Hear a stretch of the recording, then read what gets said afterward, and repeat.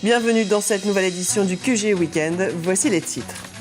La chambre préliminaire de la Cour pénale internationale de La Haye a confirmé les charges qui pèsent à l'encontre de l'ancien président ivoirien Laurent Gbagbo. Quel peut être l'impact de cette décision sur le processus de réconciliation nationale en cours en Côte d'Ivoire? Élément de réponse dans cette édition. Au Cameroun, la visite de travail et d'amitié du président de l'Assemblée nationale de la Côte d'Ivoire, Guillaume Soro, s'achève ce samedi. Plusieurs accords dans le secteur de la communication et celui de la défense ont été conclus. La troisième édition du forum du festival Gnawa et musique du monde au Maroc, thème retenu pour cet événement qui a réuni plusieurs personnalités du continent, l'Afrique à venir. La Cour pénale internationale de La Haye va juger Laurent Gbagbo pour crime contre l'humanité. L'ancien président ivoirien est donc renvoyé en procès devant une chambre de première instance.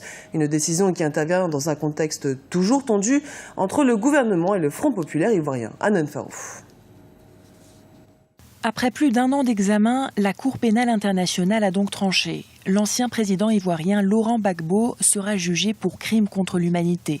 Cette décision de la CPI intervient alors qu'en Côte d'Ivoire, un climat de méfiance prévaut entre le pouvoir et l'opposition. Joël Nguessan, porte-parole du Rassemblement des Républicains, considère la décision de la CPI comme un grand soulagement. Le fait qu'un individu qui a été capable de déclencher une guerre parce qu'il a perdu les élections et entraîné le pays dans un gouffre, cela ne constitue plus une préoccupation pour les Ivoiriens. Les Ivoiriens sont aujourd'hui dans une phase de réconciliation totale et ce ne sont pas les turpitudes des uns et des autres qui vont constituer des problèmes pour eux. L'ex-président ivoirien est poursuivi suite aux violences perpétrées pendant la crise post-électorale de 2010-2011. Selon l'ONU, elles auraient fait plus de 3000 morts. Les partisans de Laurent Gbagbo remettent en cause ce procès et pointent du doigt la partialité de la CPI. La messe est dite. C'est pour ça que ce verdict nous interpelle profondément sur ce que c'est la CPI. Et moi, j'ai toujours préconisé pour ma part que le débat est politique. Ceux d'entre nous qui peut-être m'entendent enfin comprendront que c'est dans la discussion, dans la négociation que nous trouverons les vraies solutions. Sur place, le dialogue politique a repris récemment entre le Front populaire ivoirien et le gouvernement après une suspension de 2 mois. Chacune des deux parties demande à l'autre de faire des gestes de bonne volonté afin d'amorcer un véritable processus de réconciliation. Toujours en Côte d'Ivoire, l'Institut national d'hygiène publique déplore un relâchement de la vigilance dans la lutte contre la fièvre Ebola. L'organisme constate que les mesures de sécurité sont de moins en moins respectées. La chasse des gibiers interdits a repris dans certaines régions du pays. À noter toutefois qu'en Côte d'Ivoire, aucun cas de fièvre Ebola n'a pour l'instant été détecté. La visite du président de l'Assemblée nationale ivoirienne prend fin ce samedi au Cameroun. Au cours de son séjour, Guillaume Soro s'est entretenu avec le président camerounais Paul Biya. L'occasion de consolider la coopération entre le Cameroun et la Côte d'Ivoire, d'échanger des conseils sur les affaires d'État, mais aussi et surtout de renforcer des liens d'amitié. Florence Sampouré. Depuis le 11 juin dernier, Yaoundé, la capitale politique du Cameroun, accueille Guillaume Soro, le président du Parlement ivoirien. Invité par son homologue camerounais Kavayaye Djibril, la visite d'amitié et de travail a été placée sous le signe des concertations des États du continent africain. Objectif affirmé, consolider les relations bilatérales entre les parlements et les peuples des deux pays. Le président, de façon spontanée, m'a prodigué des conseils d'une sagesse qui fonde évidemment, sagesse africaine, qui montre bien l'expérience que le président a, n'est-ce pas, de la gestion des affaires de l'État. Donc, il m'a donné ses bons mots, nous a souhaité que nous puissions contribuer ensemble au renforcement de la paix dans nos deux pays. Cette visite représente la première rencontre du président de l'Assemblée ivoirienne avec les autorités camerounaises. Alors pour Guillaume Soro, celle-ci représente la première étape vers le renforcement du panafricanisme.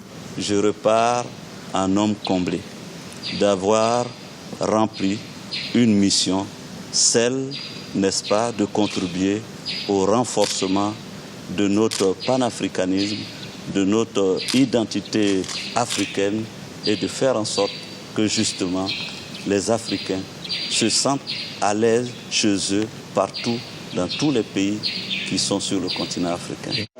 Les deux personnalités camerounaises et ivoiriennes ont conclu des accords dans le domaine de la communication et celui de la défense pour affirmer la coopération sud-sud entre les deux nations. La visite du président de l'Assemblée ivoirienne au Cameroun s'achève ce 14 juin. Fin de grève en vue chez les mineurs de platine en Afrique du Sud. Un accord de principe a été trouvé. La proposition patronale consiste à revaloriser annuellement de 68 € par mois le salaire de base pour les catégories A et B pendant 2 ans à compter de juillet 2013. Néanmoins, les négociations entre le syndicat AMCU et les 3 principales mines de platine se poursuivent. Les mineurs exigent encore 3 conditions préalables à la reprise des activités, parmi lesquelles la réintégration des 200 membres du personnel de l'Omnine qui ont été licenciés au mois de mai et la revalorisation de l'allocation logement. Où en est-on de la dynamique d'intégration régionale entre les États africains? Quels sont les freins à la libre circulation des biens et des personnes?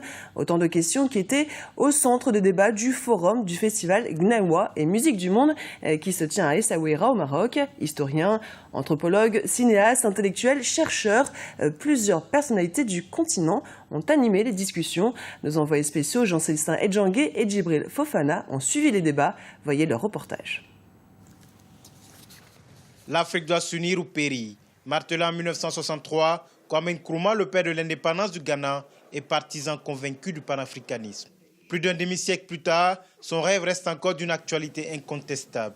Réunis à Essaouira, à moins de 200 km de Marrakech au Maroc, plus de 300 participants ont fait le point sur les réalités et défis de l'intégration en Afrique. Une libre circulation dont les contours ont été soulignés par des scientifiques. Le protocole de 79 signé par la CEDEAO est aujourd'hui presque n'est pas totalement opératoire dans la mesure où il y a des dispositions qui sont prises par les États pour freiner en fait la dynamique d'intégration, la dynamique qui a été voulue par les États signataires. Donc ici l'idée effectivement de supprimer les permis de séjour dans les différents pays, c'est quelque chose qui est en marche, qui est en œuvre au niveau du continent africain. L'article 13 de la Déclaration des droits de l'homme garantit pourtant la liberté de circulation des personnes partout dans le monde. Pour l'ancienne ministre de la Culture du Mali, Aminata Traoré, l'essentiel des maux dont souffre l'Afrique et qui pousse les populations à chercher à fuir leur pays d'origine est lié à la prédation dont le continent a été victime tout au long de son histoire.